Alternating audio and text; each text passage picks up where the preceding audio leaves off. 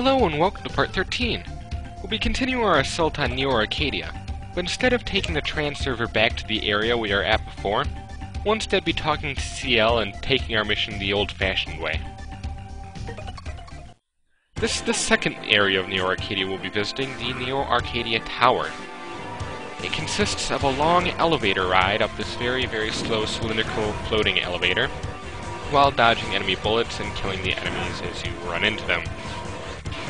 Because of the nature of this shaft, it's pretty much impossible to just run up on your own, so it's quite a slow-paced stage. And I'll be taking this time to explain something. That Neo Arcadia shrine from the last area, well, it wasn't really a park. I said that for convenience, but I'll be explaining it here. That was actually the Holy Region.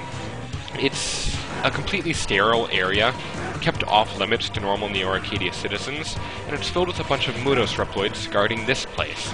That's because this place is actually an orbital elevator that's been put out of commission quite some time ago, and it leads up to the main control area of Neo Arcadia itself, the Neo Arcadia Core, or Area X as it's called.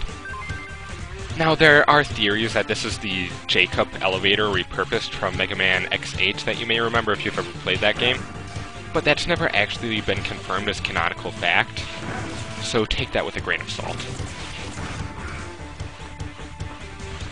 Anyway, none of the greenery in the Holy Region was actually, natural. The Eurasia crash from Megaman X5 pretty much wiped out all nature, so all the nature in these games is biomechanical if you ever see it. Electric blocks are quite annoying, but we're almost done. As slow-paced as it is fairly short. And as you can see, we're now in space. This thing extends up 3,600 kilometers. And the next boss has no elemental weakness, so we won't be needing that. And he inspires one of Zero's only instances of talking. This guy is an old friend. Or at least a relative old friends. He's part of the Devil series of robots that started back in Megaman 1. Vintage. Instead of having a single eye, though, they have a single Pantheon head inside of them. Yes, there are multiples of them, but only one appears in this game.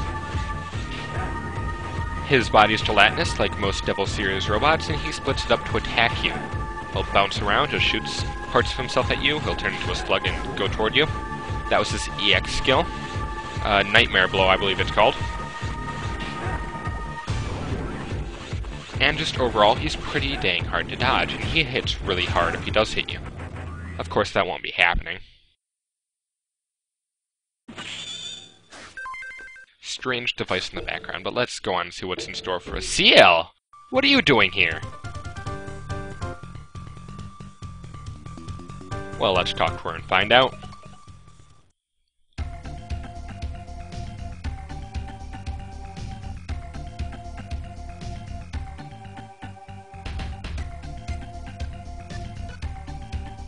So essentially her reason for coming here was feeling guilty, and despite the fact that she can't really do anything about it at this point, and in fact serves as a major liability to Zero's performance, she, on a girlish whim, decided to just come here.